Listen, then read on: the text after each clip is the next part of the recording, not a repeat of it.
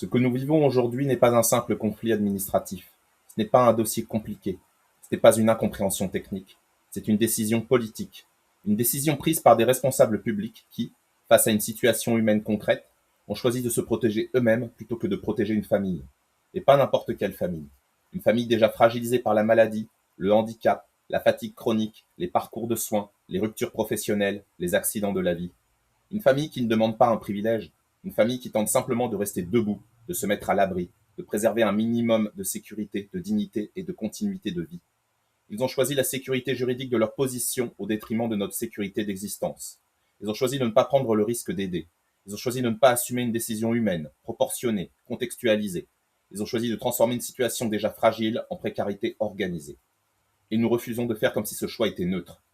On nous dira peut-être que tout cela est normal, que les règles sont les règles, que les élus et les services doivent se protéger, que personne ne veut prendre des risques. Mais depuis quand la peur de se tromper autorise-t-elle à abandonner des habitants? Depuis quand la responsabilité publique consiste-t-elle à se rendre inattaquable plutôt qu'à chercher une solution juste? Depuis quand protéger une procédure vaut-il plus que protéger des personnes?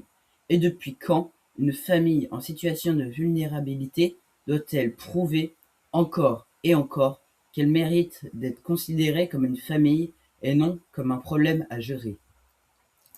La prudence administrative peut être nécessaire, mais lorsqu'elle devient un automatisme défensif, lorsqu'elle écrase la réalité humaine, lorsqu'elle refuse toute balance entre les risques, elle cesse d'être de la prudence. Elle devient une violence institutionnelle.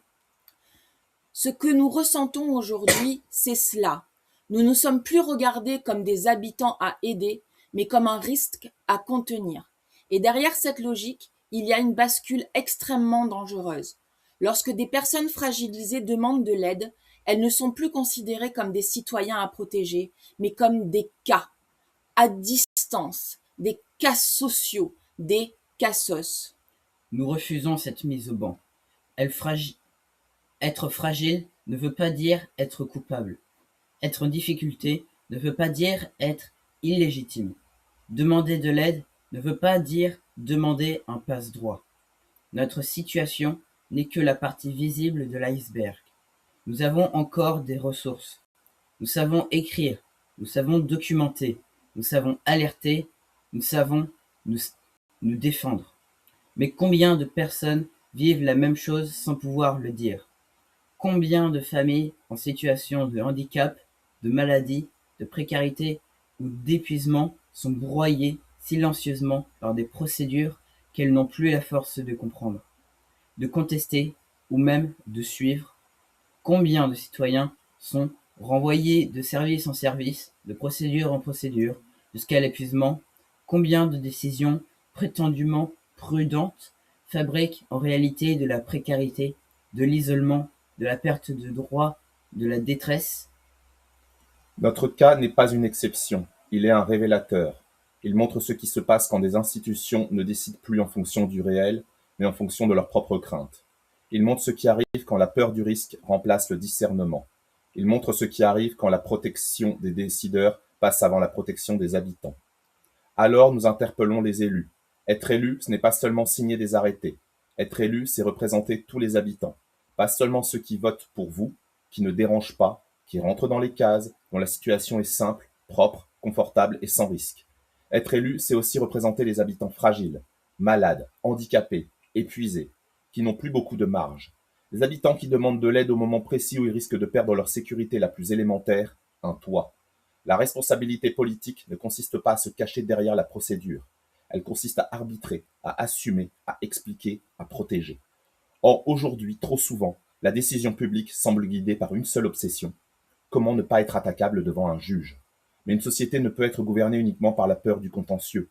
Une société a besoin de courage, de discernement, de proportionnalité, d'humanité.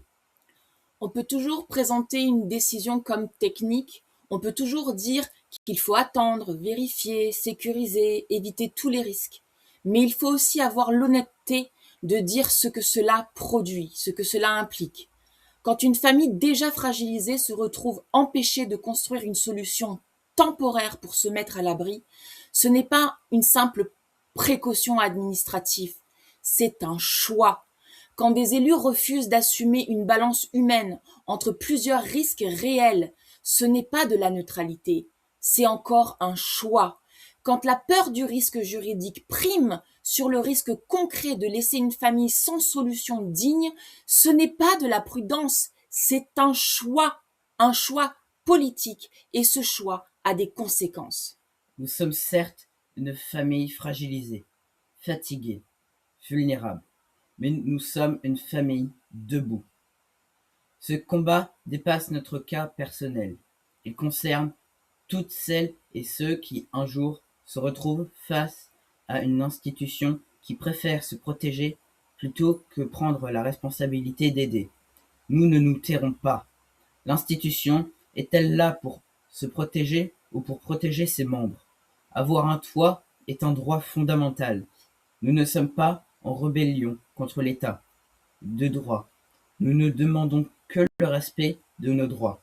Nous voulons juste une solution digne et stable pour nous loger le temps que notre situation s'arrange. Merci à tous de nous avoir écoutés et partagés.